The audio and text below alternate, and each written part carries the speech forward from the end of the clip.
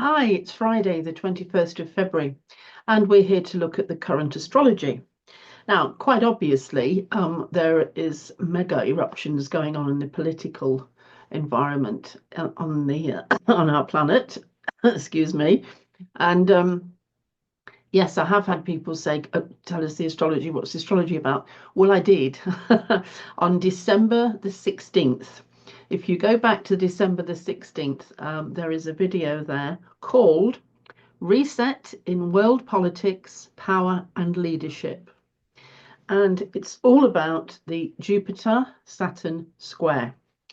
They first met in this 90-degree position in August 24. They had a second meeting in December 24. They have a third one, excuse me, on the 15th of June this year. And then they have a final near miss in November of this year. And quite simply, that title really describes it all. We are going through a reset in world politics, power, and leadership. And right now, let me just share the chart just to show you what is happening right now. 1 second. Okay. Okay, so the chart for the USA, and I'll just explain for that. I use the chart for let me just get that up, for the 4th of July, 1776, 1710 in Philadelphia, PA. Right, just going back to the big chart now. And this is the current chart, the chart of the moment. What I wanted to just get those details for was those of you who like to set charts up. That is, as far as I'm concerned, that I consider that to be the chart that we should now be using for the USA, most especially because it has Sagittarius rising, and I absolutely am convinced that the USA has Sagittarius rising. So there we go. Now, exactly at the moment, we have the moon, current moon, at 13 degrees of Sagittarius, and that is going over, excuse me, the ascendant of the USA chart. But more importantly, Jupiter at 11 degrees is sitting on the descendant of USA's chart. Okay, now Jupiter, I am obviously talking about the square between Jupiter and Saturn. Now they're quite wide at the moment. Saturn's at 19, Jupiter's at 11, so there's a really wide orb there. However, once they have started to interact, once they've begun the dance, as it were, then for that entire time, so right up until June this year, these two are alive and active and working on this theme, the reset in the world, politics, power, and leadership. So when we get the moon coming in to interact with it, to get into formation, get into an aspect with it, when we get another planet coming in, then we get activity. But the main theme is the one that is described in the first place, which I have just told you all about. Now, just 1 second, because what I want to do is just put up the chart for the USA. With that wheel around it. Okay, so I'll just share that now. And to do that, I need to go to this one. You know how bad I am at this. Right, there we go. We're there. Okay, so we've got the USA's chart in the middle now, and we've got the transiting chart, the current planets around the outside. So there's the moon just come over the ascendant of the USA. What happens, by the way, is when you put a second chart around the first one becomes the anchor, and that is the ascendant which guides the next chart as well. It has its own ascendant, and that will be somewhere around there. Its own ascendant is the ascendant of the transits, but the moon is sitting on the ascendant of the USA. Over here, we've got Jupiter, and as you can see, Jupiter's position there, 1146, was an ascendant, descendant to 12 degrees. So these two planets, Moon and Jupiter, are working on the USA's ascendant, descendant at the moment. My thoughts on this are that Trump, with all his fire and his insistence on being called a king, makes me think of Jupiter, to be honest with you, makes me think of Zeus, the leader of the gods. And so, if this is America, which it is, all of America, then America sees the descendant, right? The descendant is something that is significant and opposite to America, a significant other. Okay, so the significant other in this case is Jupiter as Trump. And the moon is just sort of bringing a gentle feminine nudge to the states and saying, well, sort of putting it on a stage, really, sort of getting out a spotlight and just putting a focus on it. Here is your significant other. He should be seen in the light of Zeus, the king of the gods, and the gentle moon is just sort of showing that. I think because the moon has a certain amount of fear, this is possibly reflecting some of the fears that some of the population in the United States feel, not all. Okay, right. Now, I'm just going to stop sharing that for a moment so that I can just look at some more issues around this. So, as we head towards the 15th of June for the third and last hit, the fourth one is just a near miss, then we head towards a situation that will be in its finality around June. So everything will be settled down and it will stay like that for the foreseeable future, unless something else comes along, another transit. But the third hit, when there's going to be three hit, is the one that sort of settles it down and puts it all to bed and everything. The second hit is the one where everything is thrown up into disarray. And I guess that one in December was when Trump knew he was going to be the new president of the USA and was making all his plans. So that makes sense to me. The third hit, when it comes in June, the two planets are not in the same zodiac signs. They're not in currently Gemini and Pisces. This is going to make a huge difference.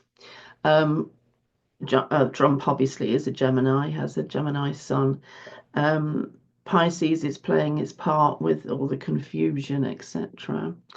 And I think when these two move into the cardinal signs and the Saturn crosses over the equinoctial point, the beginning of the zodiac, 0 degrees of Aries, with Jupiter at 0 degrees of Cancer.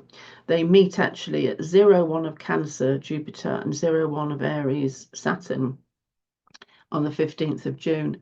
When that happens, there will be a big something that settles everything down. There is this is cardinal. Cardinal is all about leading.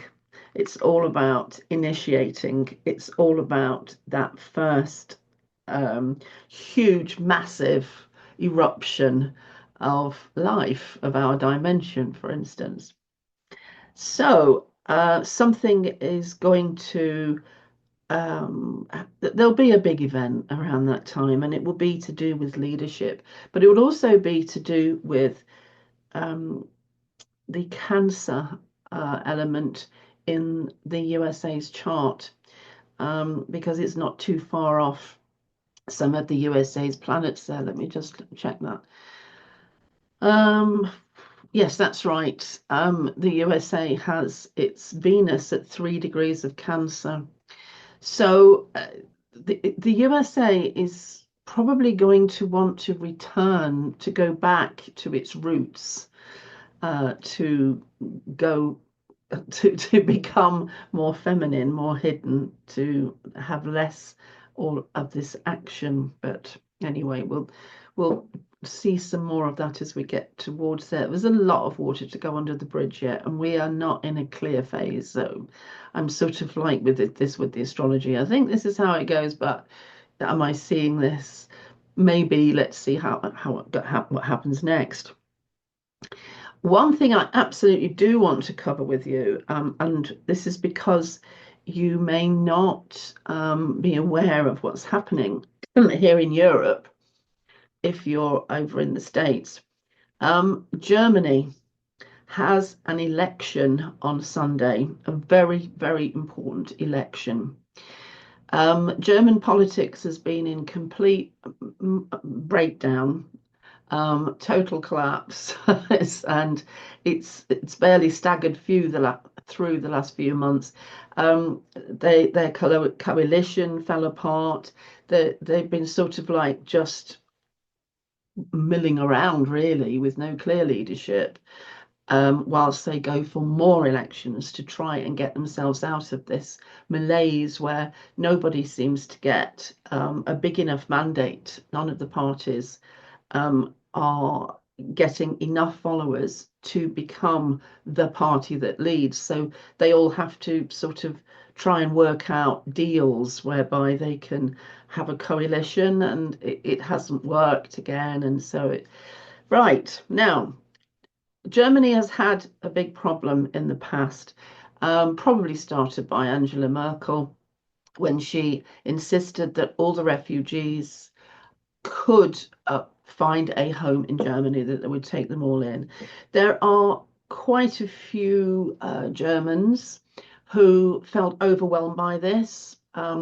The sudden influx of millions of refugees kind of tipped the balance really in Germany. It was swamped really, and so instead of like a slow, let's sort of like take our time, it was just too much all at once. So the refugee problem caused angst and issues with the German people. Now, in the last week, that has completely changed because Trump has decided to support Russia and is no longer supporting Ukraine. And remember, Ukraine is in Europe. This is all on our doorstep, so it's sort of quite a big hot subject over here. Because Trump has decided to take his particular path, and obviously he takes America with him, and because he has suggested that Europe should now defend itself, and yeah, okay, so there's loads of air bases, American air bases in Germany and all over Europe, and Europe has not really ever seen the need to have a big military presence. Well, certainly not as one as big as America's. But now that Europe is threatened, and it is a big threat, because it looks as if Trump is no longer going to be a European ally, he's going to be a Russian ally. So this is pulling everybody up into alertness. So the guy who was sort of leading, if you can say that, was a popular choice for the elections that they got on Sunday, Friedrich Merz, has now picked up the reins of defence and what must happen. And Germany has got to take a lead role with the UK and France to form a big defence security thing in Europe. We have now got to step up to the plate. This has completely changed the face of the German elections. And because Friedrich Merz is now sort of showing his support for Ukraine and his dislike of Trump's involvement, he may well get many more Germans voting for him. And if he does, that changes the face of German politics If that happens, it changes the face of European politics because it then looks as if our president in the UK, Starmer, who is getting a lot of respect for his very sort of calm and steady approach through all of this, but with staunch support for Ukraine, it looks as if Europe is going to totally forgive the UK for Brexit. And Europe is now saying, right, come over here, right, UK, Germany, France, we have got to get together and lead the rest of Europe in rearming and getting defences and supporting Ukraine. This is changing. This is truly changing the politics, the power, and the leadership of this continent big time. So I just wanted to explain that to you so that you could see how this Jupiter-Saturn square is working. The fact that Jupiter's in Gemini, and this is all about talk. It's all about Trump's talk and the things he says. And we're told, oh, you shouldn't pay too much attention to him. That's kind of difficult when he's the president of the world's superpower. You have to pay attention to him. You can't ignore him. He changes everything with what he says.